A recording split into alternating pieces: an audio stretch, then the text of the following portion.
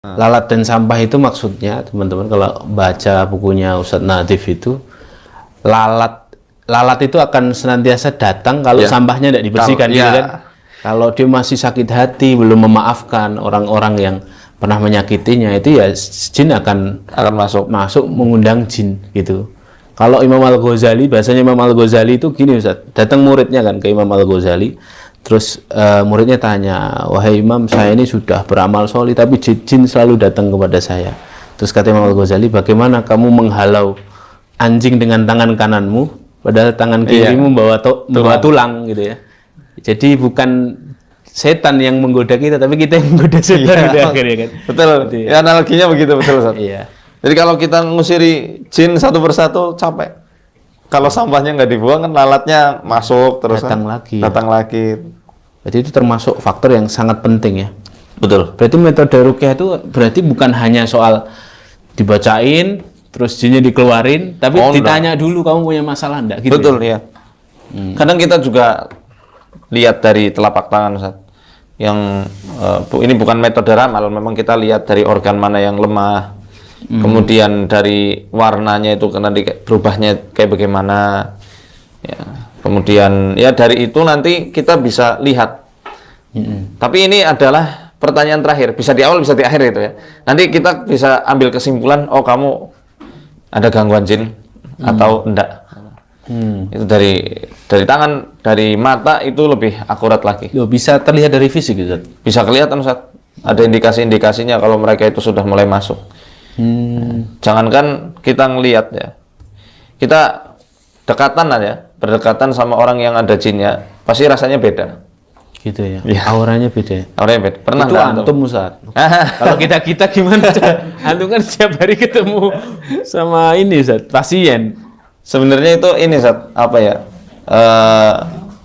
Kalau kulinonan. Ya begitu. Firasah khalqiyah namanya kalau di akidah Thahawiyah itu ya. Kulino itu apa ya bahasa Indonesia? Kebiasaan. Jadi intuisinya terasah. Tapi sebenarnya semua orang mampu untuk itu, Ustaz. Iya. Nggak nyaman karena medan magnet yang bergesekan nggak beraturan itu.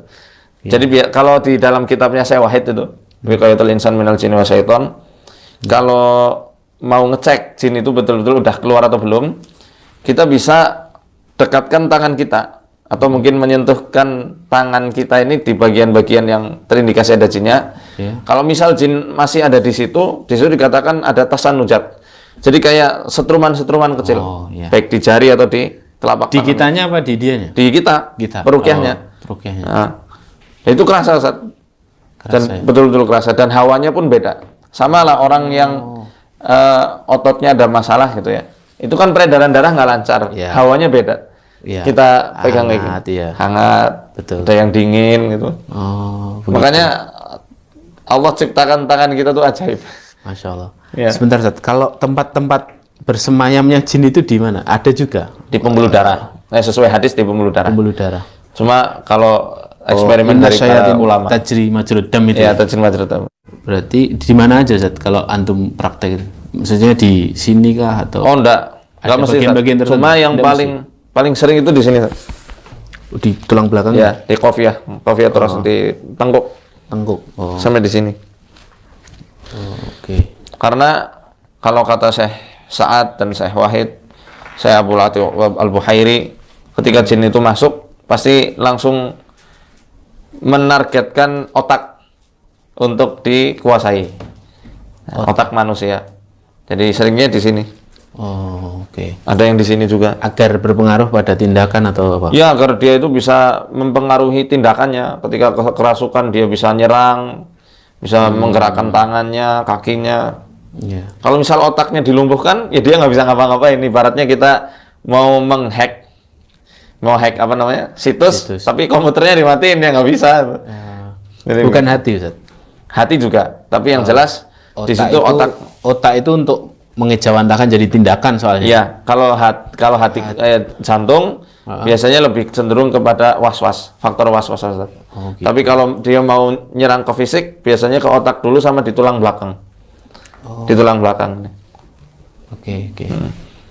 Itu yang saya dapatkan dari beberapa referensi yang ada.